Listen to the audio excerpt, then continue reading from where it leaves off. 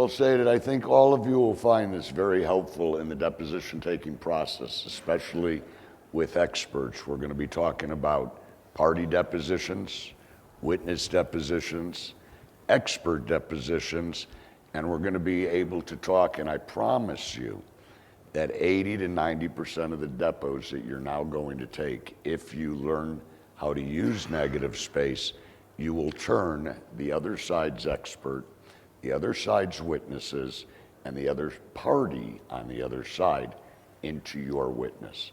And it's not because I am brilliant, it's simply a methodology that you cannot fight against.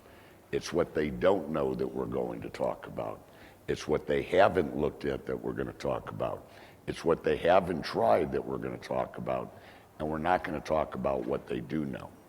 So with that in mind, I want to share with you that I normally put on this presentation with Eric Wilson. Mr. Wilson is waiting for a jury verdict to return on Monday as we speak.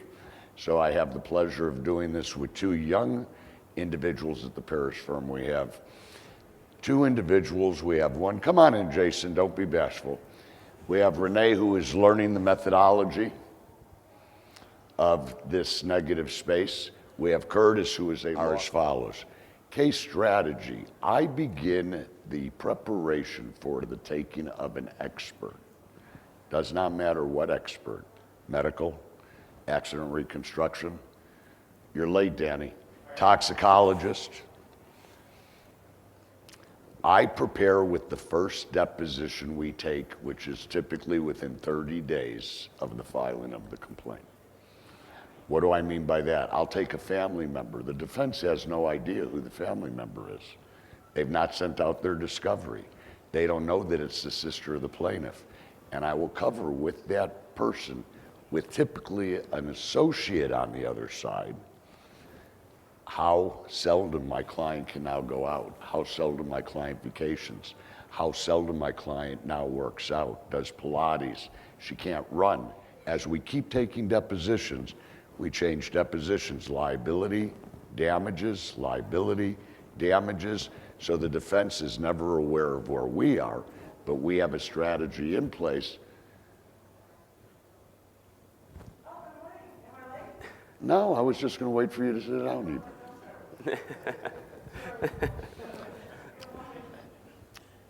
I should share with you, I said I am not honey, I am vinegar. I did this presentation in Huntington Beach about 6 months ago, and Evie came up to me afterwards, and you'll see the video clip. She says, you were so mean to that individual. And the case settled for many, many, many, many millions of dollars right after the deposition. So again, honey or vinegar, learn your style. Second takeaway is taking them out of their comfort zone. The first 5 minutes, first 7 minutes of every deposition I take, my goal, my objective is to have that deponent on their heels, very uncomfortable. Not by being mean, but I'll give you some examples as we go on. But after the first 5 or 7 minutes, if they are on their heels, they are uncomfortable, they are not able to focus on answering the next question. They are worried about the answers they gave in the first 7 minutes. And there's a very easy way of doing that, and I'll share that with all of you. 3, preparation, medical chronology, depo cheat sheet, Google advertisements, flipping the expert's practice, sandwich the DMEs, pronunciation, coming attraction. Do we have slides for each one of these, or are we going to talk about it? We're going to talk about it as we go through the presentation. Okay. Yeah. On any of those, does anybody have any questions? Because we're going to be talking about each of them. Don't be shy. I got the short end of the straw. Third day, 8:30 in the morning after 3 days in Vegas.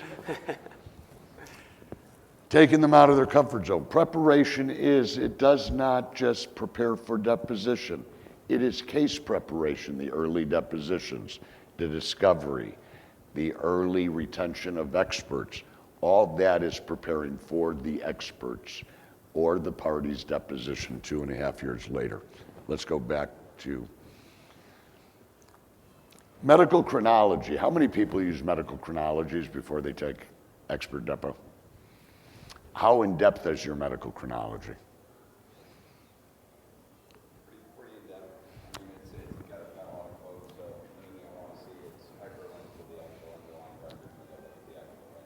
And before you take a medical expert, how in depth do you go through the chronology? In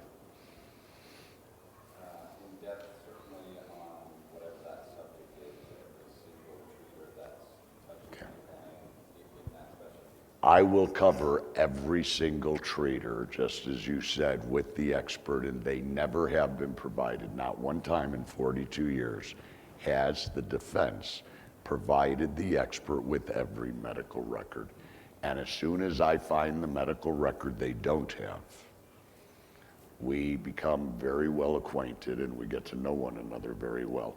And I will use that to springboard into the lack of foundation for the ultimate opinion they've given.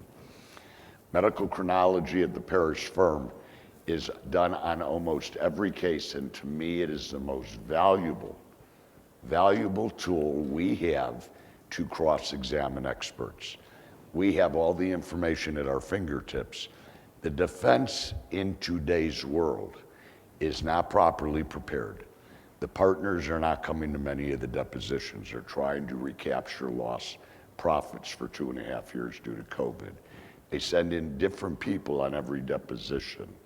So we have a medical chronology, and you can boomerang all over the place with one expert to another expert, parts of the chronology. So it is an invaluable tool. If you don't do it, I would highly suggest you do. A depo cheat sheet. In every deposition I go in, we have people at the Parris firm that will prepare what I have coined a depo cheat sheet. It is the deposition list of every individual that has been deposed. It has the pages of every deposition. It has the number of exhibits to every deposition. It has the number of pages to every exhibit. And you will find out there are literally, by the time we are taking expert depositions, thousands of deposition pages. I promise you not one expert has been paid to review every page of every deposition, including the exhibits, which makes it a field day during the deposition process of what they don't know. So I will go through, did you read the deposition of Jessica, of David, of Taylor, of Monica? No. Then I'll get an expert that I've seen 7 times in the last 3 months. So Bruce, I reviewed all of them. Okay, did you take notes? Well, I didn't have time to take notes. Doctor, what are you gonna remember when we go to trial? So no matter which way they go, they're not paying the defense experts to be properly prepared, so you be ready to take advantage of it. Google advertisements. The only thing I can do in technology, the only thing, is I can Google, and even that is complicated for me. He's not kidding. But I have found unbelievable gems by Googling. The doctors, the biomechanical experts, the accident reconstruction experts. I'm going to share an example, you're going to see it. We had a very large case that will go to trial soon, and we had the neurologist who I find to be one of the best in the country on the defense, a brilliant guy. And he was going to give me a chronic pain syndrome diagnosis, but he was not going to give me PTSD. And he wasn't sure he was going to give me that. I Googled him, and he had a 4-minute video, which you're going to see, on chronic pain. And if the devil selected a condition to put onto the humans, it would be chronic pain syndrome. And I took that, and needless to say, we had a very enjoyable deposition. There are advertisements. We had a very enjoyable deposition. Flipping the expert's practice, which is simply talking when he is the treating physician. The treating physician, he does everything that our doctors do. It's only when he's hired by the defense that all of a sudden he sees a whole different light. So I spend all the time with him what he does for his patients, what she does with her patients. And by the time I'm done, he then has to say what he does for his patients is terribly different than what he does against my client in a med-legal situation.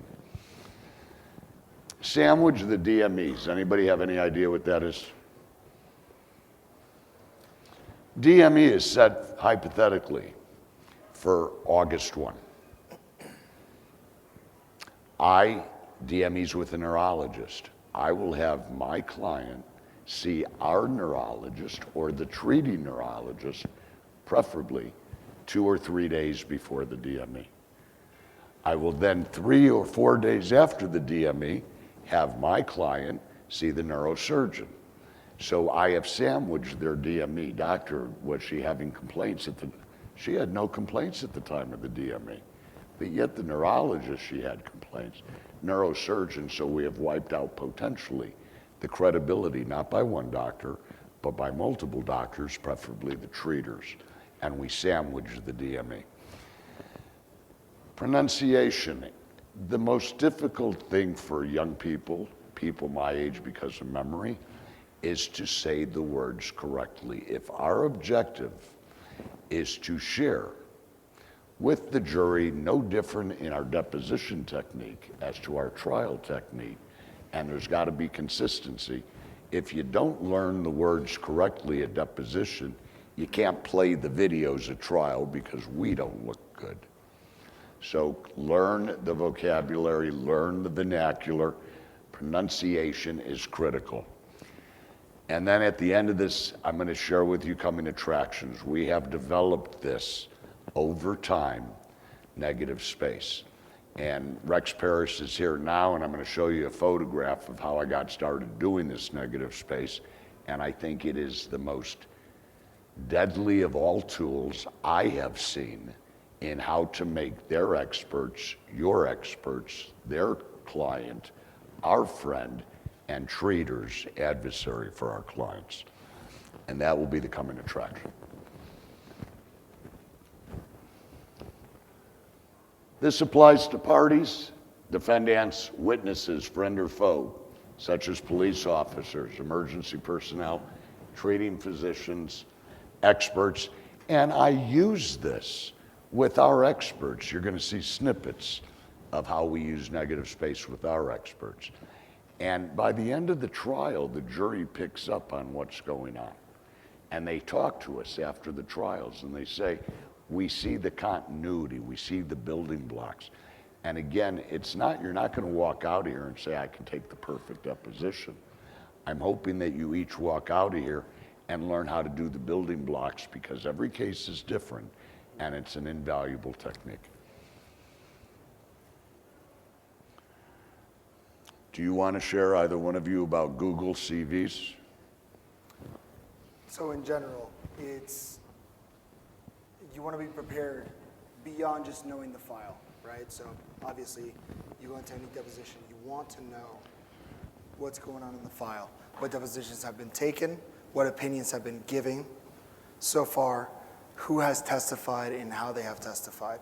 You want to know everything in discovery, the basics. But after that, when you're going into a deposition, the first thing you want to do is you want to Google the defense expert. Who are they, right? What have they published? Have they published any opinions, any sort of documents? Because most of them have. If they're going into the field of being an expert who testifies in med legal, right? They've generally had some sort of academic publications. And sometimes those are inconsistent with their opinions in this case. And so we will show you one instance in which we used it.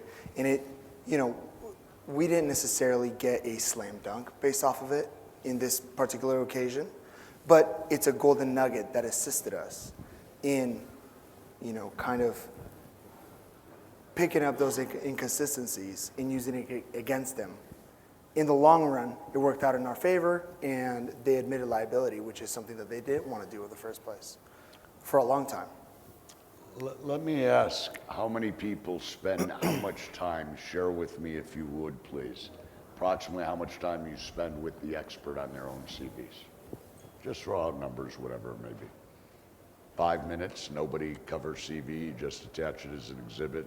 10 minutes. Do I have to call on people? Danny? 15 or 20. How many? 15 or 20. So you'll spend 15 to 20 minutes with the expert on their CV. Depending on if I see anything, worth talking about, and you're right, some experts use deposed many times, and I don't go there at all. It also depends on what articles they published. Obviously, if it's the area that I'm trying to get on, I'm gonna spend a lot of time on those articles, and if it's advantageous for me. I pick whatever is gonna be most advantageous to me, and I'm gonna go after it with that. The number of defense experts I see against the Parris firm are very, very qualified experts, very well-published experts, experts in their field, but yet their CVs are so favorable to my client's position. They have been published on PTSD. They have been published on brain injury. They give me in their articles all of the symptoms that you look for. And I say, doctor, have you looked at my client's symptomatology? Have you identified, and it'll say, for example, what, Miss fatigue, behavioral changes, sleep disorders, eating disorders, confusion, headaches. Well, I've seen some of those, but those weren't important. Then I'll say, doctor, let's talk about the article you published. And by the time I'm done in 15 minutes, he typically or she typically will concede my client has all of the symptoms consistent with his article. So before we even get into his opinions, by utilizing what he or she has put in the CV, surgeons will always say our facility is aggressive. We do surgeries. We're top-notch surgeons. But yet they're here to say my client's not deserving of the surgery or the surgery wasn't warranted. I find the golden nuggets in their CV to destroy their position, as in the case we have. So if you look at Google, you look at their CV, it is unbelievable the amount of information we get, because my goal in every deposition, and I say it happens about 70 to 75% of the time, is I'll be an hour to hour and a half into the deposition, and the expert will look at me and say, Mr. Schechter, are you going to ask me about my opinions? How do you get the underlying publications? They're not always available, and they don't always bring that, even though you're asking. You're asking the wrong person. I can't get anything. I have to have someone assist me to get it. But I imagine online, one of these two young men might be able to tell you how to get it. I will also say that I have my paralegal look through the CV, go through it like line by line. And these experts always exaggerate something. They say, hey, I'm part of this institute. That was maybe 20 years ago, 15 years ago. But they label it as if they're still part of that organization. And they pay their $15 a year. I hammer on that. I say, why did you update? You had an opportunity to update your resume. Why did you do so? I mean, I have a fun time. I love expert memos. It's one of my favorite things. Can you repeat the questions and the comments just for the recording? Absolutely. I don't remember what the last question was, but this going forward, what did you want me to do? Where were we? We were, the question was asked how you find these articles and stuff. I mean, Google, and I know there's search databases. I mean, Googling usually gets me to it. I mean, sometimes there's like a minor paywall. Like I think in a case where Cale, one of the partners at the firm, he was able to find on an Economist, he found that she had co-authored in college, in undergrad, a research article with a man, her mentor, who had affiliations with the Ku Klux Klan. So super advantageous, blew up that depot, made the depot not at all about what it was supposed to be about. I believe she was an economist. I don't think she thought, yeah, they withdrew her as an expert. And they never saw that coming. And again, I think that was just him being diligent and looking through Google, finding that article and reading the article. Because it wasn't, and I don't think, one of the articles was titled something awful, but the other one, he was able to just read through and he was like, her opinions are absurd. And then in the depot, she denied having this opinion. Oh no, I don't remember that. I didn't author it. I signed my name to it. I didn't read it though. You get them to commit to absurdities because they're uncomfortable. They're out of their comfort zone. They didn't go to that deposition to think that they were being cross-examined about their past. You can make it about that. And so Google is a huge tool to do that. And we've had a lot of experts who, when they provide us their CV, it's a 10-page CV. You know, it's 30 publications for the last 10 years, 20 years, 30 years. It gives you the title of the publications. You just type it into Google. Sometimes it's that simple, where you actually just type it into Google, type, you know, the title of the article, the author, it pops up. If it doesn't, well, you know, sometimes it's, you know, it just doesn't work out. But that's how we generally do it. And just Googling. keep in mind, you can ask any expert, and we do this, so like Danny suggested, you can ask any expert to bring certain things to their depot. All of their literature, they have to do it. Their CV, they have to give it to us 3 days ahead of time. So nothing is unobtainable because you give them the homework assignment, the work assignment, to give it to you 3 days ahead of time. But what I was saying, Cale and I have a running bet, and it's who can get the expert to ask during deposition, are you going to ask me what my opinions are? And 75% of the time, I am able to do that. And I'll say, doctor, is this your report? Do you want me to do it right now, doctor? Yes, please. I'd like to get into my opinions. I have appointments. Okay, we'll get into your opinions right now. Is this your report, sir? Is that your signature? Does this report have all of your opinions in it? Yes, it does. All right, exhibit 1. Now, where I was, doctor, well, no, I want to talk about, doctor, this is my deposition. We're going to talk about what I want to talk. We're going to talk about the foundation to get to your opinions. You say my client needs no more therapy. Tell me every doctor that has agreed with that proposition. Every single doctor. And they don't have any. So as soon as I attach it, they're back into my world. Experts, medical experts, biomechanical experts, reconstructionists, they all want to talk in their field. I want us to talk in our field. The arena, the courtroom is ours. The medicine, the biomechanics, the accident reconstruction is theirs. At the Parris firm, defense firms are catching on to who our experts are because we have a lot of experts that we use time and time again. So when they see the Parris firm on a case, they're now running out and getting our experts.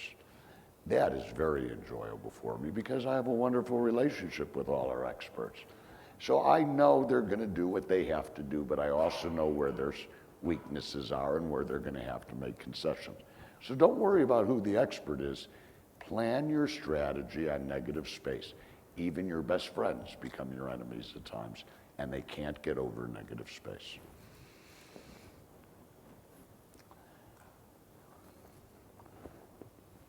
There have been brilliant speakers throughout the 3 days that are here. I get impressed. I love listening to them.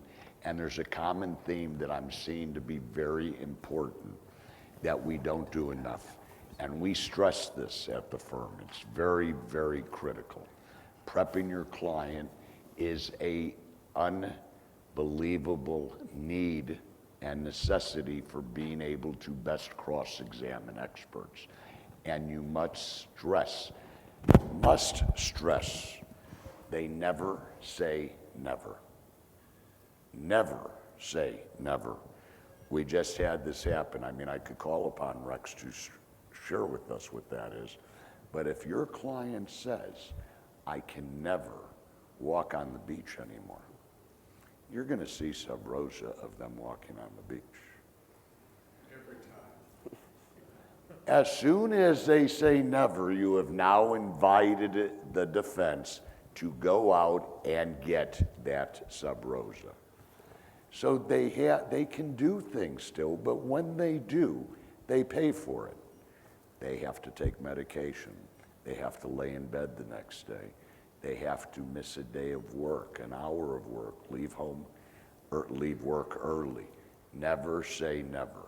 So that is, again, not negative space, but that gives us the ability to show you what we're going to show you on how negative space works. It is a process that starts again, and I'll repeat myself many times, from the filing of the complaint, the first witness to the second witness to the third witness to the first treater to our experts. to the emergency personnel, the police officers, are all going to help us with negative space.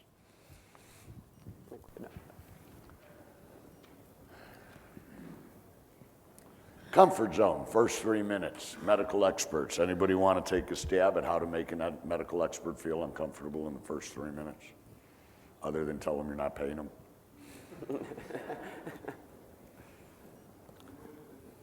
Say again? I don't do it, are you independent? Are you here as a treater, doctor? I'm not here as a treater, so you're here as a professional witness. Objection. What's a professional? Doctor, are you professional? Are you a witness? Okay, I'm here as a professional witness. And you're as a professional witness at a cost of $42,000 so far, because I've gotten their building. Do you really think you're not here to advocate? Or are you So right away, I'm doing it very nicely so far. I have a tendency to lose my temper. I can't say that often. Rex and Carol are here, you know. But first 3 minutes, and then I go into something that I know he or she will not know, and I've used this in every deposition, and I've seen the same doctors 5 and 6 times now, and now they come and they say, Bruce, I know how many pages of medical records there are. Well, wait until we get on the record. Doctor, how many pages of medical records are there that pertain to my client that you've seen? I don't know. Is it more than 10? Well, of course it is. More than 1,000? I guess so. More than 2,000? Probably more. And then I say, doctor, if I were to tell you it was 4,200 pages of medical records, does that sound about right? Okay, have you read every page? Well, no. How do you know which ones you read and which ones you didn't read? As to importance, well, I'm not sure. We'll talk about it, I'm sure. Number of medical pages. How many doctors has my client seen? I don't know, a lot. 18 doctors. How many appointments has my client had? I don't know, a lot. In the first 3 minutes, this doctor is now very upset because he's admitted he doesn't know, he doesn't know, he doesn't know, he doesn't know, and he knows where I'm going to go. And these are all simple questions. Number of disciplines. Then when you got 4,200 pages laid out, you got 22 doctors, you got 7 different disciplines. I ask the same question every time. Tell me one doctor, one page, where it says my client has been pain-free for 1 day. One. I don't know of any. If you don't know of any, that would mean that all the records you've reviewed, 4,200 pages, 18 different doctors, 7 different disciplines, my client has had pain every day since the collision. Well, I guess so. I don't want you to guess, doctor. Do you have anything to the contrary? No. At that point, the game is on. He is now our expert. So you have no evidence to suggest, other than your report, which is Exhibit 1, that my client has no pain. Well, I'm not saying your client doesn't have, so now they are shifting over to become our expert because they have all of the wealth of information in their face, and there's nothing they can do about it. Any questions on that? I have used these 4 questions. The defense knows I'm going to do it with the next expert, so I do have to change it. I'll do it at the tail, and I'll come up with something else to make them uncomfortable. I'll start out with the doctor, the second doctor. How many vacations did my client used to take before the... I don't know. You never read Ruth's deposition? So whatever it is, the first 3 to 5 minutes, bring them into our arena, make them feel uncomfortable. If their head is spinning, they cannot focus on where they want to go.